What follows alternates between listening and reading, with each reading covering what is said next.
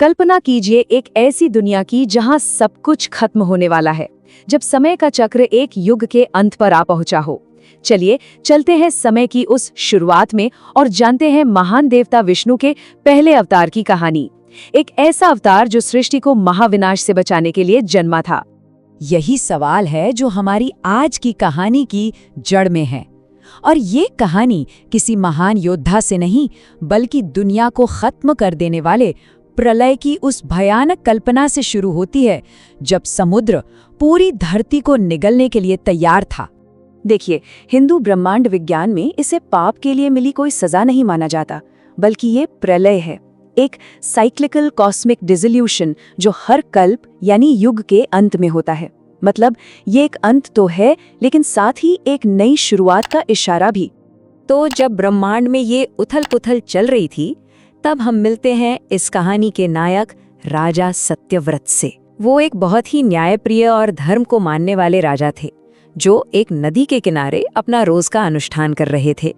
और तभी कुछ ऐसा होता है जो देखने में तो बहुत मामूली लगता है, पर असल में वही घटना पूरी दुनिया की किस्मत बदलने वाली थी। जैसे ही राजा सत्यव्रत अपनी प्रार्थना के लिए हाथों में जल लेते हैं, एक नन्ही सी मछली उनके हाथों में आ जाती है और ये शब्द बोलती है। ये सिर्फ एक प्रार्थना नहीं थी, ये मत्स्य न्याय के खिलाफ एक गुहार थी। मतलब जंगल का वो कानून जहां ताकतवर हमेशा कमजोर को खत्म कर देता है। राजा का दिल करुणा से भर गया और धर्म का पालन करते हुए उन्होंने उस छोटी सी जान को बचाने का फैसला किया। यही एक छोटा सा काम एक ऐसी दिव्य योजना को शुरू कर देता है जो पूरी दुनिया को बचाने वाली थी।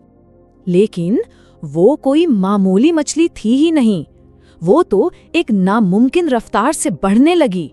रात हुई और वो मछली कमंडल से भी बड़ी हो गई, अगले दिन कुएं से भी बड़ी, और देखते ही देखते एक पूरा का पूरा तालाब भी उसके लिए छोटा पड़ने लगा। राजा हैरान थे और जल्द ही केवल विशाल महासागर ही उसे समा सकता था। अब राजा सत्यव्रत के सामने एक ऐसा जीव था जो अकल्पनीय रूप से विशाल था, दिव्य था। वो समझ गए कि ये कोई साधारण मछली नहीं है। उन्होंने हाथ जोड़कर उस मछली से प्रार्थना की कि वो अपना असली रूप दिखाए। और तब उस विशालकाय मछली ने अपना असली रूप प्रकट किया। वो कोई और नहीं बल्कि स्वयं इस सृष्टि के संरक्षक भगवान विष्णु थे। और यहीं पर इस कहानी का एक और बड़ा ही दिलचस्प पहलू सामने आता है, जो समय के साथ साथ विकसित हुआ है। देखिए, जो सबसे पुराने ग्रंथ हैं, जैसे कि शतपथ ब्राह्मण, उनमें इस मछली को सृष्टिकर्ता ब्रह्मा का एक रूप बताया गया है। लेकिन बाद में जब पुराण लिखे गए, जैसे मत्स्य पुराण और भागवत पुराण, तो इस कहानी को और विस्तार मिला और ये साफ हो गया कि ये मछली भगवान विष्णु का ही पहला अवतार है। और तब भगवान विष्णु ने उन्हें एक बहुत ही गंभीर चेतावनी दी। उन्होंने कहा, 7 दिनों में एक प्रलय आएगा, एक नाव बनाओ, मैं तुम्हें बचाऊंगा। लेकिन ये सिर्फ एक चेतावनी नहीं थी, ये एक बहुत बड़े मिशन की शुरुआत भी थी। राजा को काम सौंपा गया एक बहुत बड़ी नाव बनाने का। ज्ञान के जो रक्षक है, 7 महान ऋषि यानी सप्तर्षि, उन्हें इकट्ठा करने का। और तो और हर पौधे का बीज और हर जानवर का एक जोड़ा भी उस नाव पर लाने का। ये सिर्फ उनके बचने के लिए नहीं था, बल्कि आने वाली नई दुनिया के लिए, जीवन और ज्ञान दोनों को बचाने के लिए था। और फिर वो समय आ ही गया। विनाशकारी बारिश शुरू हो गई, समंदर उफनने लगे और राजा सत्यव्रत अपनी उस अकेली नाव में उस भयंकर तूफान से जूझ रहे थे। और ठीक उसी वक्त उनका दिव्य मार्गदर्शन आया। भगवान विष्णु अपने शानदार मत्स्य रूप में प्रकट हुए।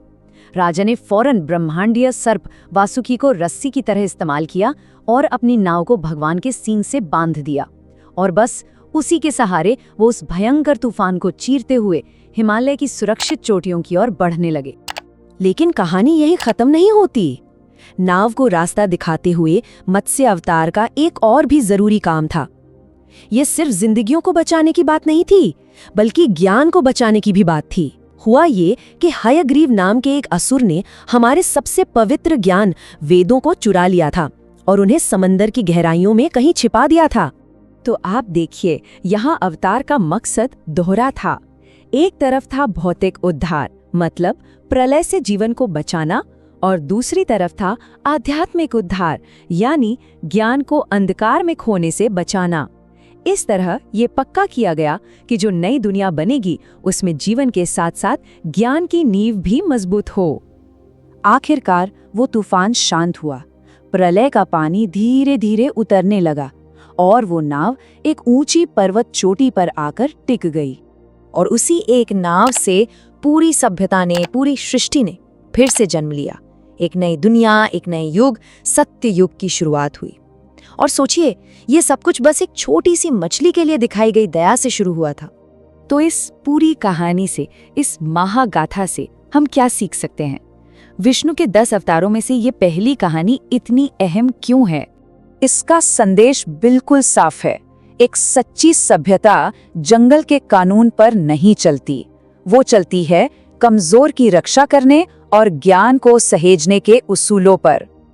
तो ये थी कहानी मत्स्य की, भगवान विष्णु के 10 प्रमुख अवतारों में से सबसे पहले अवतार की, जिसने जीवन और ज्ञान दोनों को बचाया। लेकिन ये तो सिर्फ शुरुआत थी। कहानी यहाँ खत्म नहीं होती। ये तो बस आने वाले 9 अवतारों के लिए एक मंच तैयार करती है। और इसकी अगली कड़ी है कूर्म अवतार, यानी कछुए का अवतार। यदि आपको ये जानकारी पसंद आई हो तो ऐसे ही और रोचक वीडियो के लिए भारत की धरोहर को अवश्य सब्सक्राइब करें।